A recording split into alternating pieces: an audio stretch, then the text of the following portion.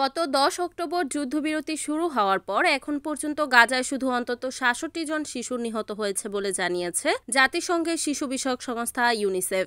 স্থানীয় সময় শুক্রবার জেনেভায় এক সংবাদ সম্মেলনে ইউনিসেফের মুখপাত্র রিকার্ডো পিরেস বলেন, নিহতদের মধ্যে রয়েছে দক্ষিণ গাজার খান ইউনিসের একটি বাড়িতে বৃহস্পতিবার ইসরায়েলি বিমান হামলা এক নবজাতক কন্যা শিশু। এছাড়াও একদিন আগে ইসরায়েলি বাহিনীর বিভিন্ন স্থানে চালানো হামলায় আরও 7 শিশু নিহত হয়। 2023 সালে অক্টোবরে গাজা যুদ্ধ শুরুর পর 6,400 ফিলিস্তিনি শিশু নিহত হয়েছে বলে জানায় জাতিসংঘ। এদিকে যুদ্ধবিরতির মধ্যে গাজা ইসরায়েলি বাহিনীর তাণ্ডব অব্যাহত রয়েছে। শুক্রবার গাজা উপত্যকার তুফা ও সুজাইয়ার মতো উত্তরের এলাকাগুলোতে 300 মিটার ভেতর পর্যন্ত ঢুকে পড়েছে ইসরায়েলি সাজোয়া যান। গাজা সিটি কর্তৃপক্ষ বলছে, ইয়েলো লাইন পশ্চিম দিকে ঠেলে সাময়িক অঞ্চল ইচ্ছাকৃতভাবে বড় করছে দখলদার বাহিনী। এতে নিরাপদ ভেবে থাকা পরিবারগুলো আবারও বাস্তুচ্যুত হচ্ছে। অন্যদিকে পূর্ব জেরুজালেমের কাফর আকাবে ফিলিস্তিনি কিশোরদের গুলি করে হত্যা করেছে ইসরায়েলি বাহিনী। নাবলুসের কাছে থাকা এক বাসিন্দাকে বাড়িতে ঢুকে গুলি করে লাশ নিয়ে যায় সেনারা। রেড ক্রিসেন্টের সদস্যদেরও ঘটনাস্থলে ঢুকতে দেয়নি তারা।